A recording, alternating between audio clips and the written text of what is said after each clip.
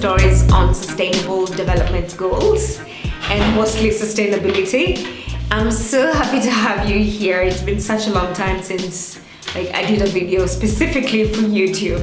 I've really wanted to do this video for such a long time because menstrual products are one of the biggest polluters. I'm on a journey to reduce my plastic, and I've been searching around on what kind of alternatives I can use instead of disposable pads, and I found out that I can have a reusable pad, which means I use it, I wash it and use it, or a menstrual cup, which means I use it, pour, rinse, and I'm good to go. Another one is a menstrual disc, and that's a bit weird. It looks like a female condom. Yeah, that one scares me from the look. And I have had a biodegradable tampons, but I'm not sure how that works. So here is a video of me using a menstrual cup.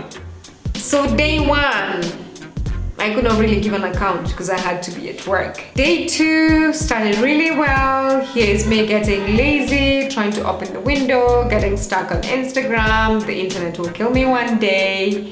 And then the third day. It's 7 in the morning. I have just woken up. I really had a late night.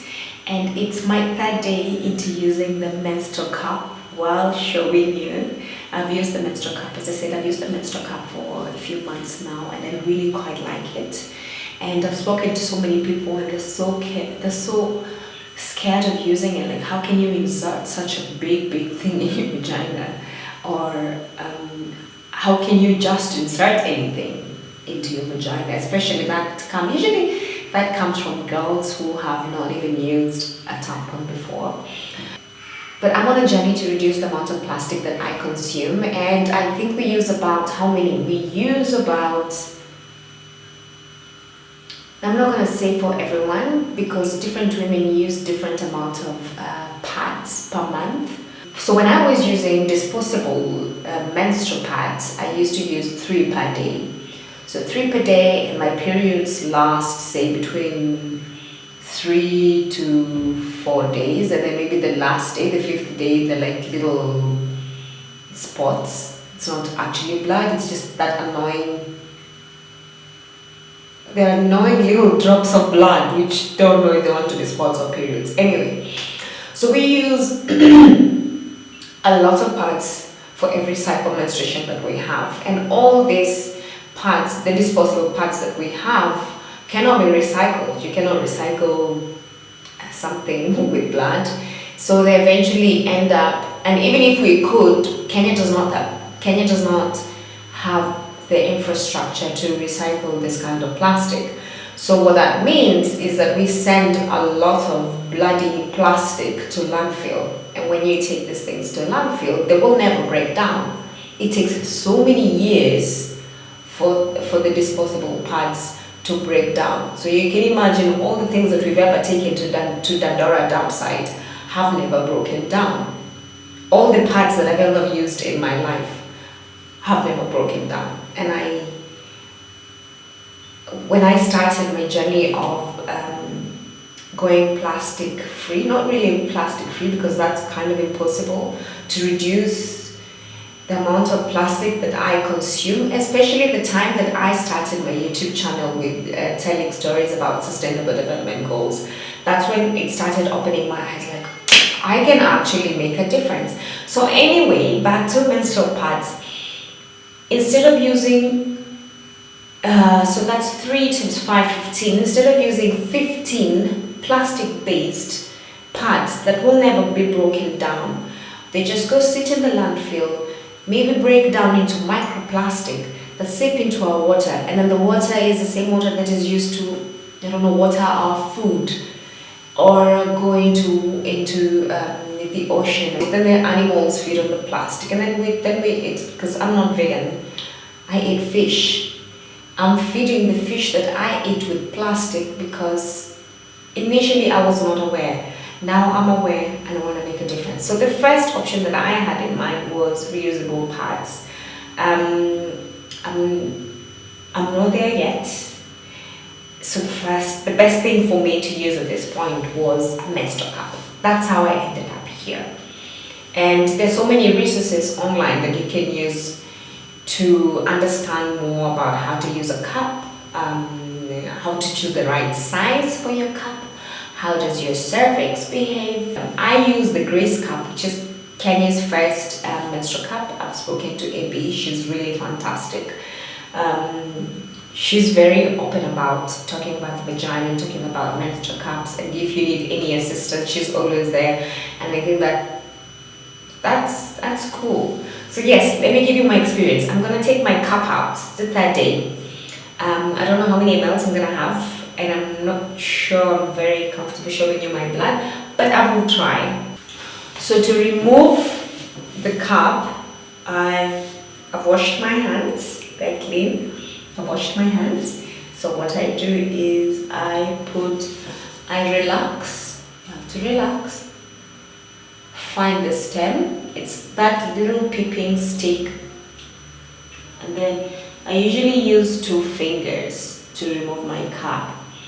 And then I do like a slight pinch on one side. And then wiggle, wiggle, wiggle, because I don't like pulling it down straight. I like to wiggle, wiggle, wiggle, wiggle, wiggle. And it's actually pretty easy.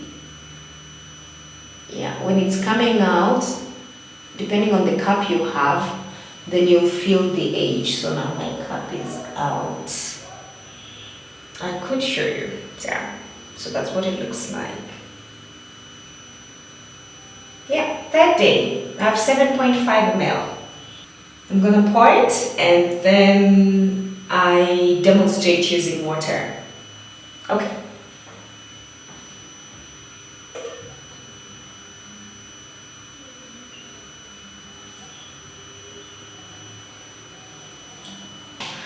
Let me raise the cup and then I demonstrate what it is like.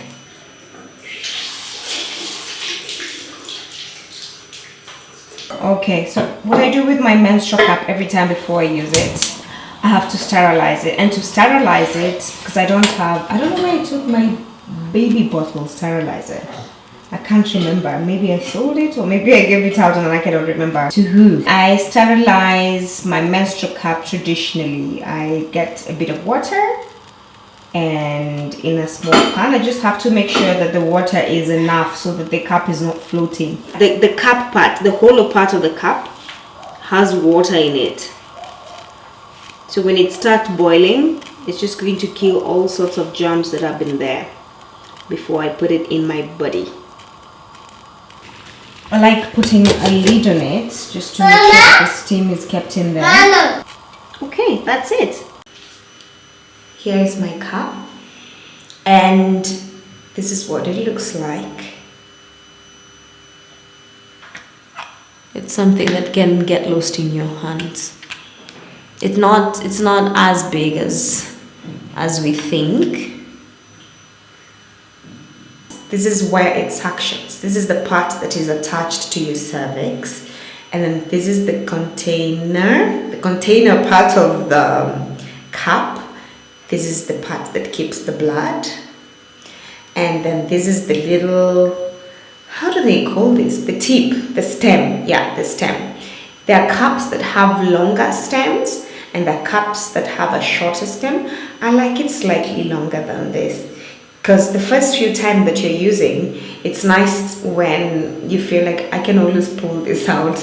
I was talking to Abby the other day and she said that that people feel comfortable putting a string just so that in case it gets lost in there, they can easily pull it out. But I don't think that can happen. I mean, we've given birth huge human beings. My first child was 3.5, my second was 4.3 kilos. Yeah, okay. And no, you cannot lose virginity by using a cup. Let me just put some water. I don't know if you can see the mLs. Yeah, there we are. That's 7.5. I feel shady demonstrating with water, but not everybody is comfortable looking at other people's blood. Actually, people have phobia for blood. I know one. The first day, this is what I have, and I have to change twice.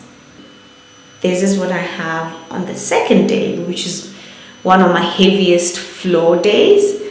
And this is what I have on the third day. And fourth day, I'm not sure. I can't wait to see what amount of blood I would have on the fourth day. And one of the beautiful things about using a cup is that I know how much intake I need to have, because I know how much blood I lose. Actually, because of using the cup, I understand my vagina better. Could be wrong. Like, it's a whole world down there that you need to explore. Anyway, this is the maximum of 15. I think I'm gonna get a bigger cup, because on my really heavy day, it feels like if I press it in, because to take it out, I have to press it on the side a little. I have to go in, assuming this is the vagina. This is the vagina. I have to go in and press it a little to remove the suction from happening, and it can easily overflow. Oh, I don't know how to show you this. And then, well, my hands don't have the natural lubricant that the vagina has. So. But yes, that's, you pinch it on the side, you remove, and then you pour. When the cup starts getting full, you can hear it making some bubbles. That's like a signal, like you need to go change your cup. Otherwise, it just stays there, sits pretty. The cup does not absorb blood. The cup taps the blood, and then you have to change it as often as possible, depending on the size of the cup and the intensity of your flow. Then you can change between 8 and 12 hours. So the first thing you do before you change your cup is you have to wash your hands.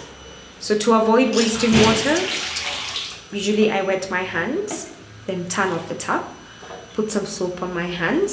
So what I'm using right now is the Green Thing shampoo bar. I stopped buying specific soap for hands, most of which is usually packed in plastic, and the main ingredient there is water. And this shampoo bar main ingredient is shea butter, castor oil, and mafura butter. Wash your hands thoroughly. Don't forget to wash in your nails, or wash your nails, and in between your fingers.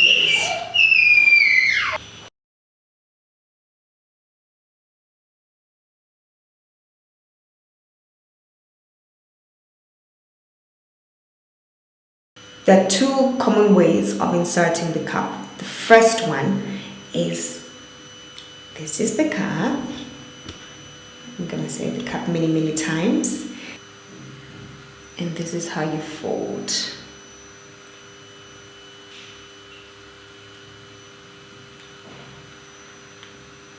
And then you put it in. And then you let it go slowly. When it gets up there, then this part is the one that is attached, for lack of a better word, to your cervix. And the second way of inserting the cup is like this. Pinch the side like that, and then you mix something like this. You see it? And then this is the vagina. This is the vagina. You put it in. I like leaving mine there, and then I slowly push from down here. Did you see how it opened? So when it's up there, then it sticks there. I like putting mine like this. The first few times I used to like having this sticking out, but after I got comfortable, I just put the whole thing in. If sometimes you feel like it's not well and round, because if it's not like fully open, it can leak. That has actually happened to me before. So what you have to do is, once it's in there, if it's not, say it's like this, a bit in there, you have to put your finger like this and rotate around it so that it opens. Yeah, there's enough space there for you to just put your finger around and it's not uncomfortable, but you have to relax. Your body has to, you have to tell your body to give the cup permission to go in.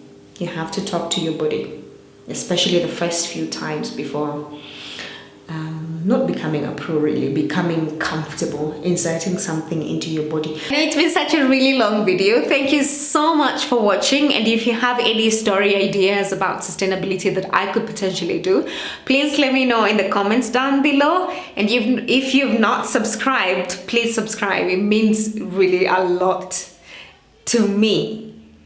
Thank you and bye.